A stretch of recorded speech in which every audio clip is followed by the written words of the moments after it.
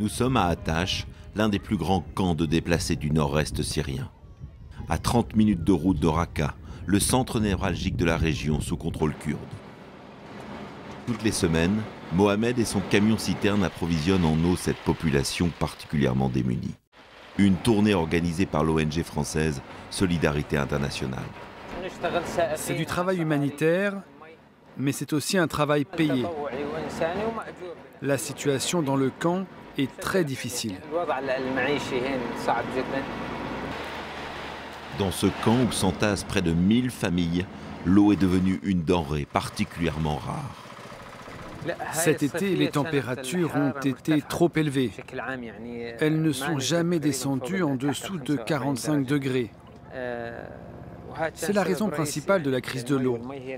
L'eau est essentielle pour les camps, les villages et les quartiers. C'est le minimum pour survivre. On n'a pas reçu d'eau depuis une semaine. Le livreur vient d'arriver. Mais en attendant, on a dû boire de l'eau d'irrigation. L'eau est rare en ce moment. Ce manque d'eau est dû principalement au réchauffement climatique qui affecte violemment la région.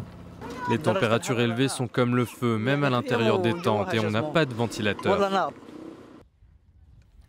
Mais ce ne sont pas seulement les étés qui empiètent sur le printemps et l'automne. Comme partout, le dérèglement climatique bouleverse toutes les saisons. L'hiver, c'est pluie, inondations et vents glacés. C'est dur et les tentes peuvent s'envoler. La situation est vraiment insupportable. D'autant plus insupportable que la raréfaction de l'eau entraîne également des problèmes d'alimentation pour la population. À Katunié, comme dans de nombreux villages alentours, des cas de malnutrition apparaissent depuis quelques mois, et notamment chez les plus jeunes. Je suis allée voir le médecin et il m'a fait très peur. Il m'a dit prenez l'enfant et laissez-le mourir chez vous plutôt que chez nous. Mal nourri depuis sa naissance, le bébé d'Ali et d'Esma pourrait ne pas survivre. Tous les 10 jours, il fait des crises d'allergie. Dès qu'il a froid, son taux d'hémoglobine chute et on pense qu'il va mourir.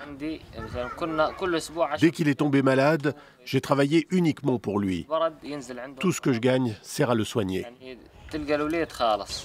Mais ce ne sont pas les 10 000 livres syriennes, l'équivalent de 60 centimes d'euros, qu'Ali et Esma gagnent par jour, qui pourront changer la situation. L'inflation qui frappe aujourd'hui la Syrie ne leur laisse plus beaucoup d'espoir. Si j'en avais les moyens, je quitterais ce pays. Dans une telle situation, il vaut mieux partir que rester. Pour aider ces familles, les ONG mettent à leur disposition des kits alimentaires et des semences, de quoi permettre à Ali et sa famille de survivre. Grâce au potager, la situation s'est améliorée. Maintenant, on a des légumes chez nous, pas besoin de les acheter. Alors quand je travaille, j'achète seulement ce dont j'ai besoin. Le Programme alimentaire mondial estime à 12 millions le nombre de Syriens actuellement confrontés à l'insécurité alimentaire, soit plus de la moitié de la population. Car les potagers et l'agriculture locale peinent à nourrir tout le monde.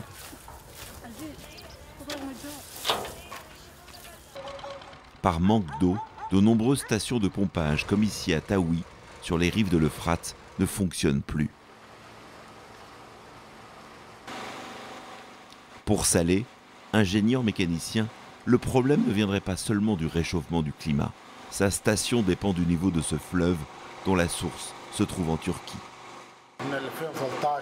Dès 2013, le gouvernement turc a commencé à diminuer le débit de l'eau envoyée dans l'Euphrate. Depuis, chaque année, le niveau baisse entre 1 et 5 mètres.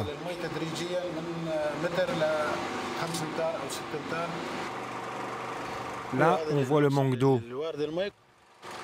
Pour la Turquie, ce contrôle est un moyen d'affaiblir le Rojava dirigé par les Kurdes, mais aussi en déstabilisant tout le système économique de la région.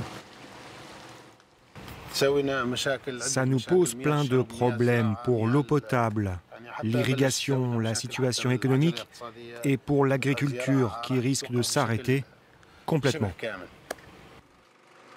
Pour pallier ce risque, C'est une toute nouvelle station de pompage qui a été construite, capable de puiser plus profondément dans les réserves de l'Euphrate. Cela permet aux petits villages voisins de subvenir à ses besoins en eau, même lorsque le niveau du fleuve atteint son seuil critique.